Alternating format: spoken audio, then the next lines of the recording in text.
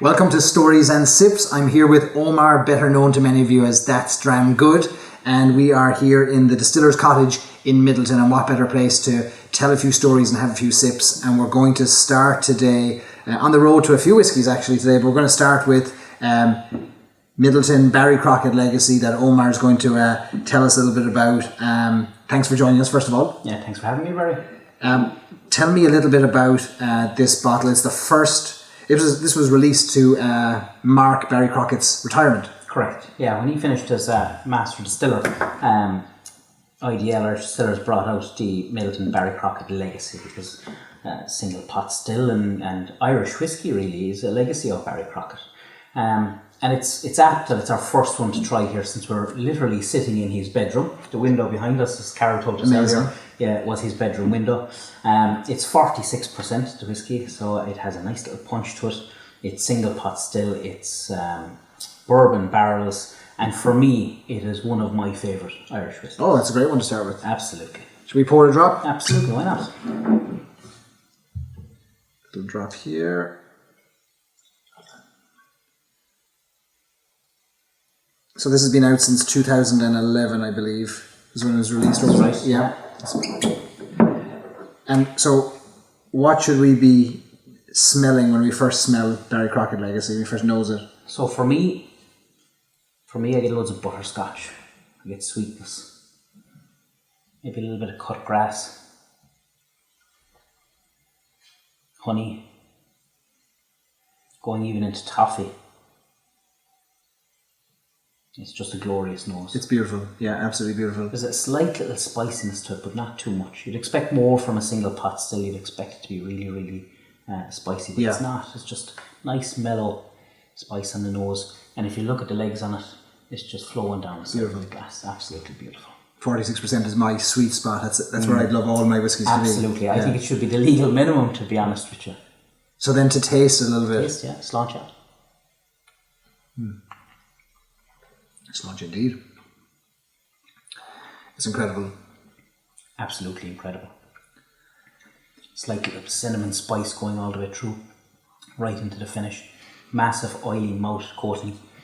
It's just lingering still. Yeah. Bit of berries towards the end. A little bit of blackcurrant. For me, it's like the most complex Midleton. Complexity just oozes throughout the whole whiskey. Absolutely fantastic. There's so much going on to it, so many layers, so many depths, and it's one of the reasons why it's my favourite. It's a whiskey that you can sit down with, and every time you sit down with it, you're going to get a slightly different note. Now, do you like to add water or ice to your whiskies? Yeah, not ice. I try to stay away from ice. Yeah. Because it does numb your palate, it does dull your senses. Water, absolutely. I try all whiskies with water. Okay. I tried this once with water, and only once. Only once? You didn't need the water after that? I didn't need water after that, no. A lot of the cask strength whiskies, I will add water and try and bring it down gradually and slowly. Like for me, to sup on a whiskey like this, I'm looking at maybe an hour. An hour, for leisure, you know, just to sip and take your time and nose it and just to enjoy it. And that's what it's there for. It's there to be enjoyed. It is. Barry made it to be enjoyed. Brian Nation, who's the master distiller now, is making it for it to be enjoyed. So it should be opened. And we have a couple of bottles that we're going to open later on today.